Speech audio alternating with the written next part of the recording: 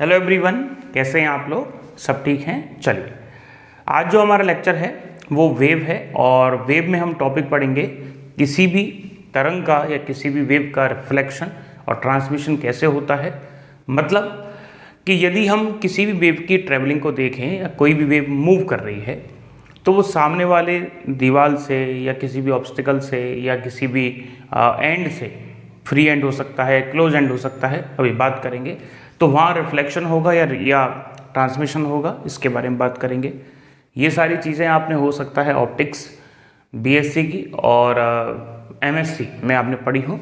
चलो फिर से एक बार वापस देखते हैं। एक बार हमारे पास कोई भी वेव है और वेव में या तो रिफ्लेक्शन होगा या ट्रांसमिशन होगा। ट्रांसमिशन का मतलब समझो, रिफ्लेक्शन का मतलब है कि वेव का लौट के वापस आ जाना, यह है रिफ्लेक्शन। और ट्रांसमिशन का मतलब क्या है? ट्रांसमिशन का मतलब यह है कि वेव जा रही है और चलती चली गई। कहने का मतलब यदि यहाँ कोई भी चीज़ रखी है लेकिन वेव क्या होगी, आगे निकल गई, तो ये क्या है? ट्रांसमिशन, मतलब ट्रांसमिट कर गई, पारगमित हो गई। ये है फिजिकल मीनिंग। अभी समझाएंगे कि हमारे जो ये वॉल हैं या दीवार है या फ्री एंड है या क्लोज एंड है, होती क्या चीज़ है और कैसे कैसे होती हैं। तो सीधा सीधा मतलब ये है कि यदि जैसे ये रेयर मीडियम है या डेंसर मीडियम है या ये रेयर है या डेंसर है, तो रेयर से डेंसर में सीधी वेव निकल जाए तो ट्रांसमिशन है, और यदि सीधी निकल रही है, रिफ्लेक्टिव हो रही है, तो रिफ्लेक्शन है। ठीक है। अब किसी भी वेव के पास तीन चीज़ें होती हैं। पहली कौन सी? एक होती है उसके पास वेलोसिटी, एक होती है उसके पास फ्रीक्वेंसी, एक होती है उसके पास वेवलेंथ। ये तीन चीज़ें होती हैं। किसी भी वेव के बारे में आइडिया लगाना चाहते हो तो वेलोसिटी, फ्रीक्वेंसी और वेव। अब हम ये देखेंगे कि जो वेव, जैसे ये सेम वेव है लेकिन ये दूसरी वेव रिफ्लेक्टिव होकर आई है और ये जो वेव है ट्रांसमिट होकर आई है, तो हम देखेंगे कि रिफ्लेक्शन और ट्रांसमिशन में जो वेव मिलती हैं, क्या उनकी फ्रीक्वेंसी चेंज होती है या नहीं होती। ठीक है, ये बात को ध्यान से समझना। एक बात ध्यान रखो, जैसे हम बात कर लेते हैं, यहाँ पे लिख देते हैं, ये हम बात कर रहे हैं रिफ्लेक्शन की। किसकी बात कर रहे हैं? रिफ्लेक्शन की। और यहाँ हम बात कर लेते हैं ट्रांसमिशन की। ठीक है, चलिए।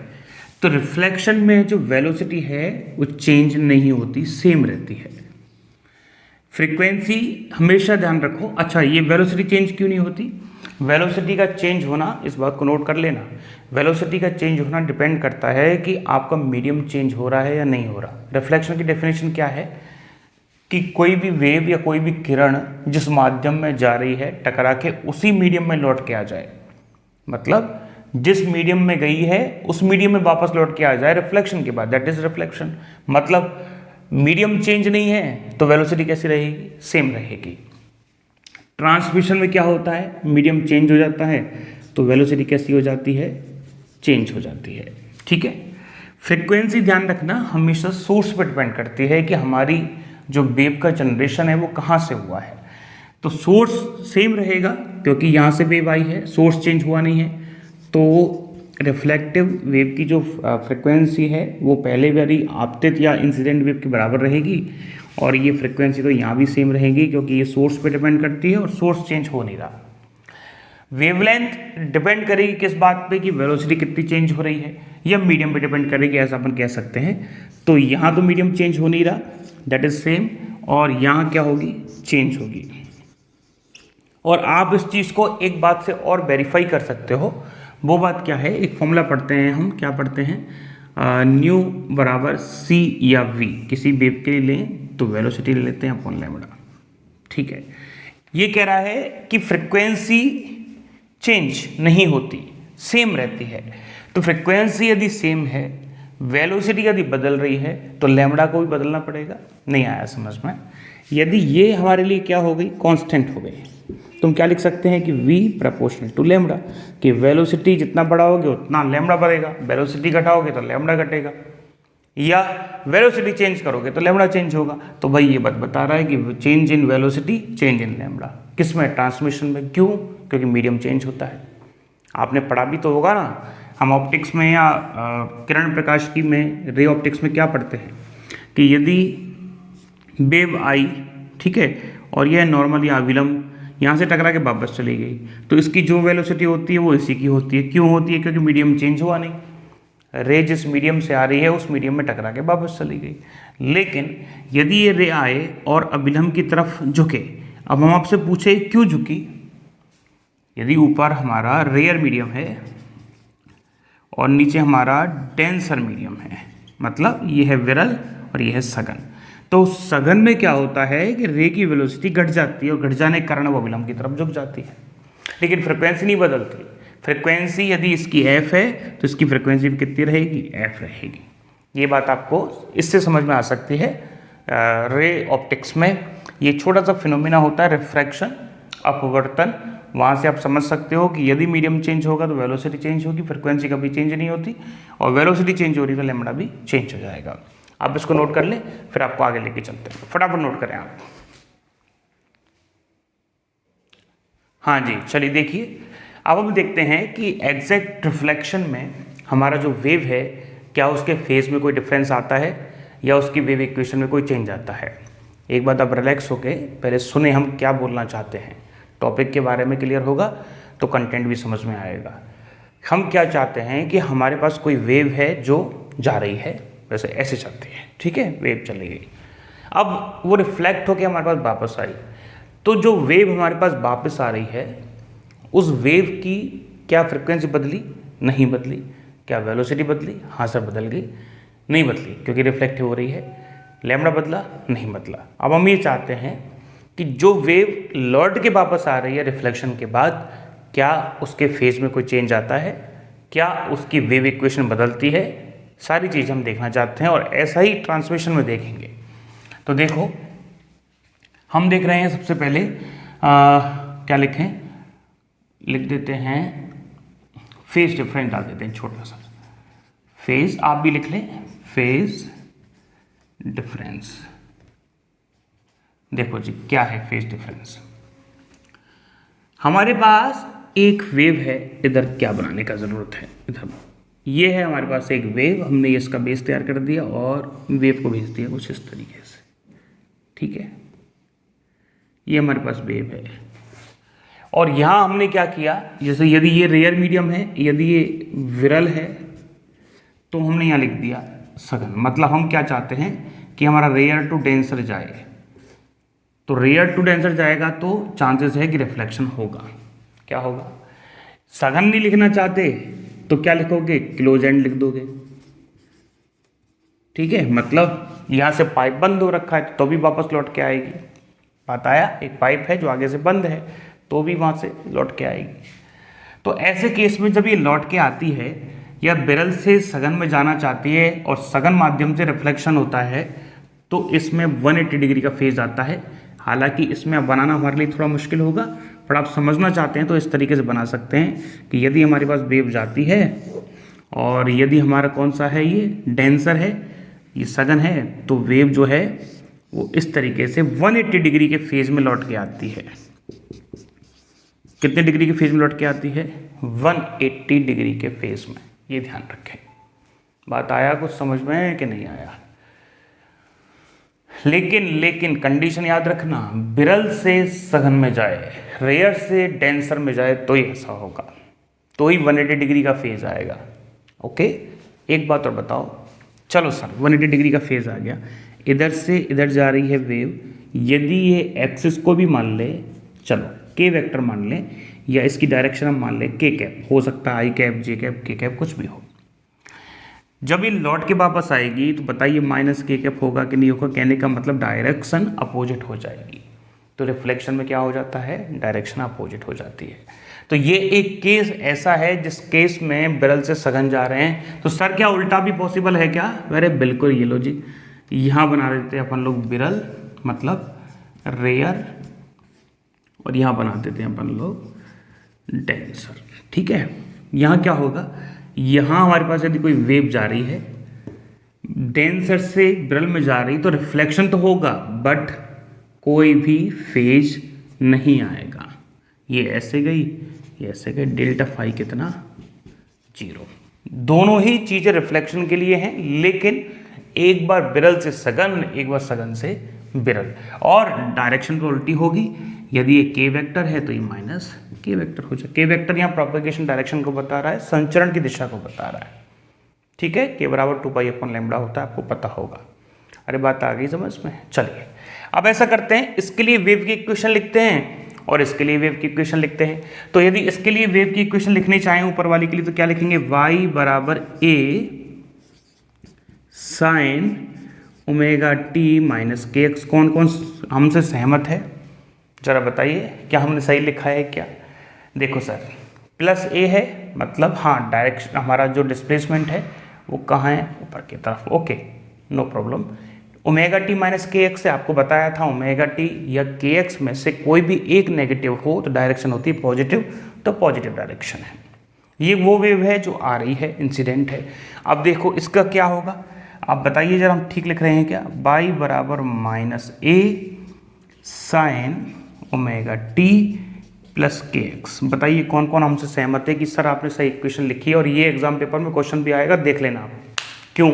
क्योंकि ये अपने आप में कॉन्सेप्ट रखता है। आप उसने पूछा कि रिफ्लेक्टिव या रिफ्लेक्शन करने वाली वेव की इक्वेशन कौन सी है, यदि इंसिडेंट वेव ये है तो आप उस केस में दो चीज़ें ढूंढ के जवाब दोगे, एक फेज और दूसरा डायरेक्शन। तो दोनों साइन प्लस में हैं, इस वजह से डायरेक्शन कैसी हो गई, माइनस में। तो ये ठीक लिखा है, माइनस ये बता रहा है कि इस बार आपका 180 का फेज है या एम्पलीट्यूड नीचे है, ऐसे समझ सकते हो। ये माइनस से कर लो और ये क्या हो जाएगा, प्लस से, इस टाइप से समझ सकते हो। जरा इसका बताओ क्या इक्वेशन आएगा। यदि इसकी हम वेव इक्वेशन लिखें तो क्या लिखेंगे सर? इसकी तो वही रहनी है, y बराबर a, क्योंकि ये तो इंसिडेंट है, ओमेगा टी माइनस के एक्स। माइनस के एक्स एक नेगेटिव है तो इसका मतलब पॉजिटिव डायरेक्शन में जा रही है। a इसका क्या है, एम्पलीट्यूड है। फेज तो उल्टा हुआ नहीं, फेज तो डिफरेंस है नहीं, और हमारा a भी क्या है, प्लस a है। तो यहाँ इक्वेशन क्या आएगी इसके लिए, y बराबर प्लस a, माइनस नहीं आएगा, साइन, केवल डायरेक्शन चेंज हुई है तो आप डायरेक्शन को चेंज कर दोगे। ये ध्यान रखना। ये वेव की इक्वेशन आपको समझ में आई या नहीं आई? आ गई। चलिए सर, ये सारी बातें जो फेज डिफरेंस है, वेव इक्वेशन है, ये आपने रिफ्लेक्शन के लिए तो बता दी। चलिए अब ट्रांसमिशन के लिए बता दीजिए, तो लिख लें आप। अब हमारा टॉपिक है ट्रांसमिशन या पारगमन। ठीक है, कुछ भी आप जो आपको पसंद हो लिख सकते हैं।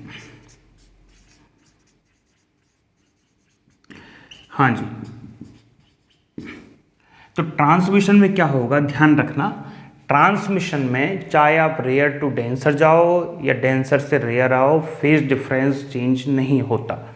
मतलब डेल्टा फाई बराबर 0, कैसे, ऑलवेज, हमेशा। और यदि डेल्टा फाई 0 है, वेव देखो ऐसा क्यों हो रहा है, समझो।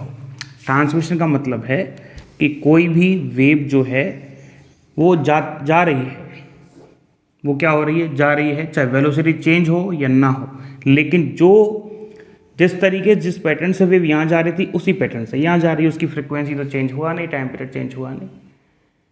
तो यदि लौट के आती तो फेज बनता, लौट के आई नहीं तो फेज भी नहीं बनेगा, तो डेल्टा फाई बराबर 0। डायरेक्शन देखो, जिस डायरेक्शन में यहाँ जा रही थी उसी डायरेक्शन में जा रही है, तो डायरेक्शन में चेंज नहीं हो रही। एम्पलीट्यूड वो भी चेंज नहीं हो रहा। ठीक है, तो ऐसे केस में क्या कर रहे हैं अपन लोग, डेल्टा फाई बराबर 0, वेव की इक्वेशन सेम रहती है, कोई चेंज नहीं होता। एम्पलीट्यूड चेंज होता है, एक केस में होता है, वो केस हम ले रहे हैं अभी, लेकिन ये ध्यान रखें सीधी सीधी कि पारगमन है, ट्रांसमिशन है, तो आपको क्या करना है, वेव इक्वेशन में और डेल्टा फाई में कोई चेंज नहीं करना।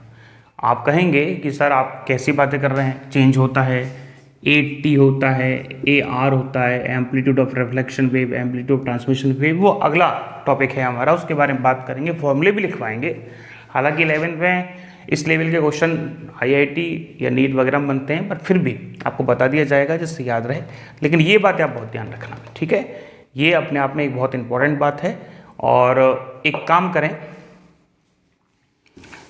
चलो हम एक और लेते हैं कंडीशन, ये आपने लिख लिया होगा, ठीक है। एक कंडीशन और ले लेते हैं। एक कंडीशन हम ये ले रहे हैं, चलिए एक आपको वेव देते हैं, बताइएगा क्या आंसर है इसका। क्वेश्चन लिख लो एक, यदि एक तरंग मतलब वेव y बराबर -a sin omega T minus के एक्स, माना एक तरंग y बराबर -a sin ओमेगा टी के एक्स किसी बंद सिरे क्लोज एंड पर आपतित होती है, क्या होती है जी, आपतित होती है, तो परावर्तन के बाद वेव का या परावर्तित वेव का इक्वेशन क्या होगा। चलो बताइए आप क्या ऑप्शन करेंगे। हाँ जी, सीधा सीधा बता दें हम। वाई देखो 180 का फेज आना है कि नहीं आना है, यस सर 180 का फेज आएगा। डायरेक्शन चेंज होगी क्या, यस सर डायरेक्शन भी कैसी होगी, अपोज नेगेटिव हो जाएगी, उल्टी हो जाएगी। तो एक काम करें, लिख देते हैं बाई बराबर, हाँ जी डायरेक्शन उल्टी होगी तो ए साइन ओमेगा टी प्लस के एक्स। ये लो जी, आप कहेंगे सर डायग्राम से भी समझा दो, ये लो जी, ये जो है ये इसका मतलब है कि वेव आ रही है ऐसे, ये है क्लोज एंड, तो वेव आ रही है पॉजिटिव डायरेक्शन में क्योंकि हमको बता रहा है माइनस से का मतलब हमने नीचे ले लिया। अब बताइए 180 का फेज कब आएगा, जब ये पॉजिटिव में हो जाए। ये लो जी, ठीक है, और लौट के वापस आ रही है तो माइनस आ गया, प्लस ए है तो हमने प्लस ए लिख दिया। तो इस टाइप से कोई न्यूमेरिकल आपके आ सकता है, आप इसको लिखें फिर आपको आगे लेके चलते हैं, फटाफट नोट कर लें आप।